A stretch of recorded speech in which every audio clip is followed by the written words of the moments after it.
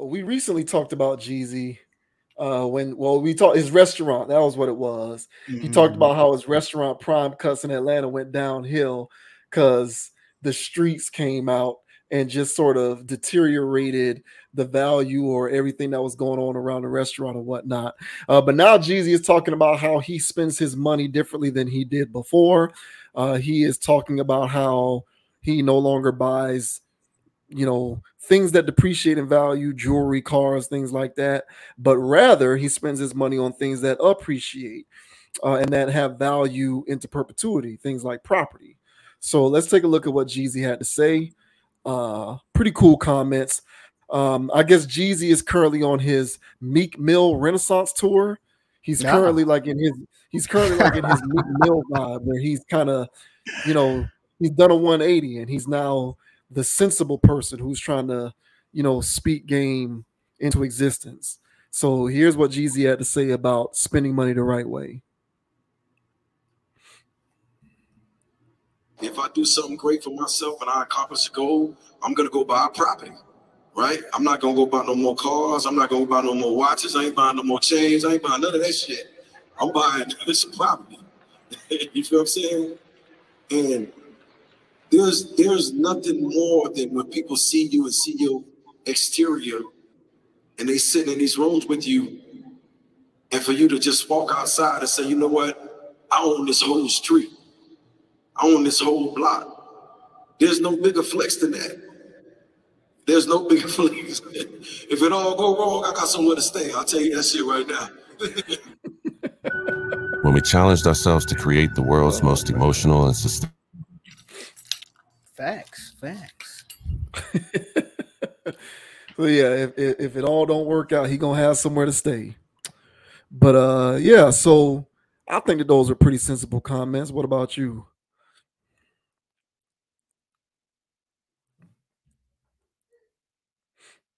It's me. Or the JV. Yeah, I think yeah, I don't know if it was me or you, but I think you back. So. My bad. What's up? So yeah, I think you back. So yeah, what did you think about that? So yeah, man, I agree with him. It took him a while, to get here, but everybody has their own character arc, right? Everybody has their own ways of developing and getting wise over the years.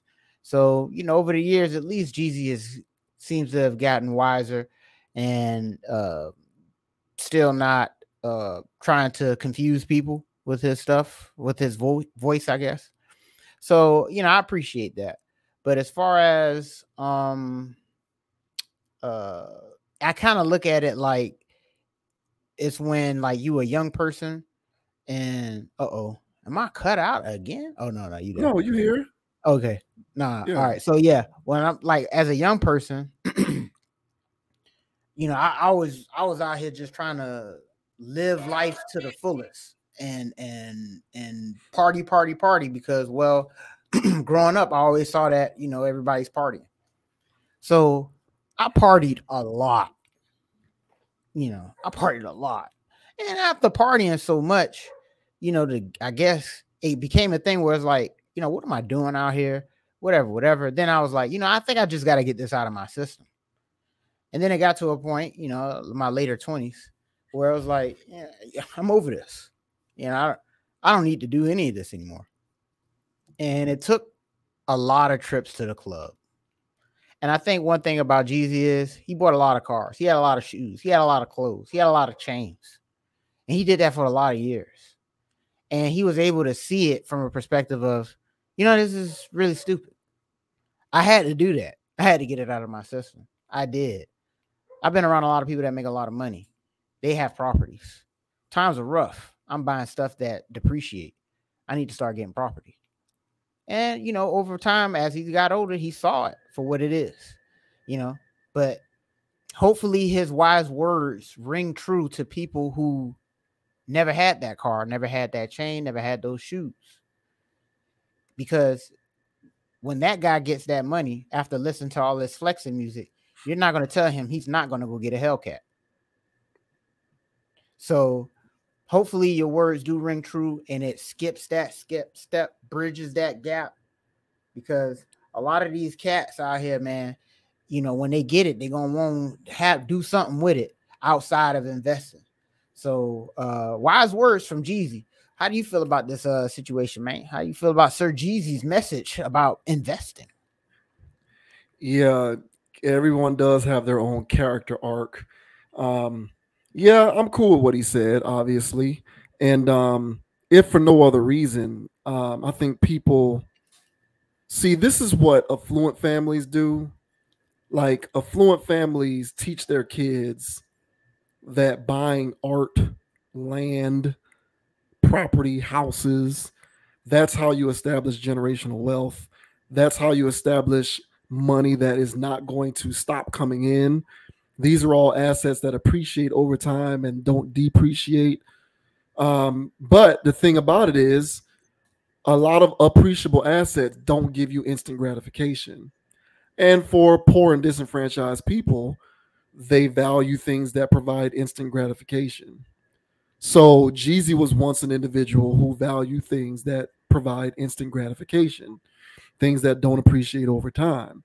So the only thing that I can say is maybe if Jeezy starts saying, "Hey, buy things that appreciate over time in value, and not things that depreciate the second that you buy them," um, they are not, don't spend your money on things that are appreciable assets, even if they give you instant gratification. More people will listen. But this is definitely a cultural observation because it's all about what you look at and assign value to. And so for people like Jeezy and people who come from Jeezy's community or communities like those that Jeezy came from, you're taught to value things that give you instant gratification. And so a paradigm shift can come in either when you have your own light bulb moment or when someone else who you can look at as an individual who came from the same circumstance as you can tell you, hey, listen, buying this does not actually add value to whatever it is that you're doing or add value to your life. So look for things that appreciate over time and appreciate in value. That's what it's all about. Like this economy out here right now is an arms race for appreciable assets.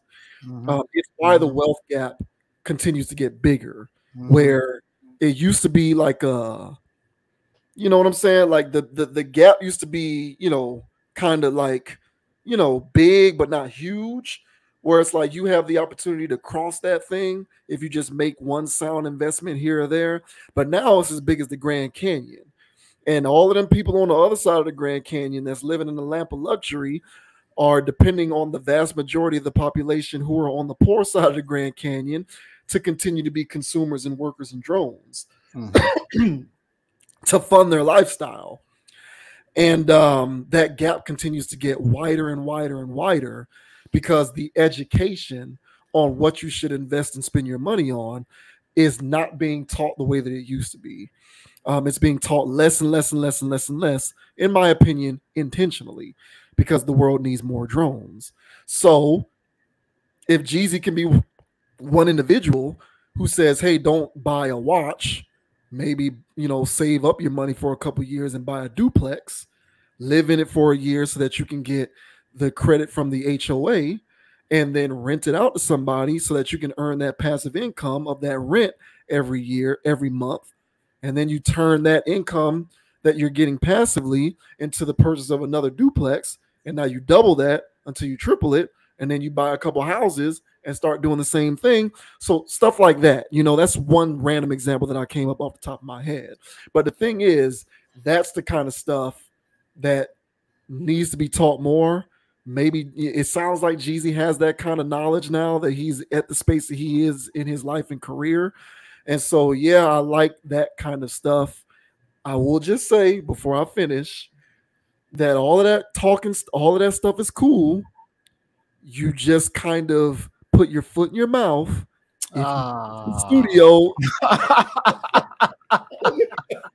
let that man live. I know. I just got to say this. I like what Jeezy said. However, you put your foot in your mouth.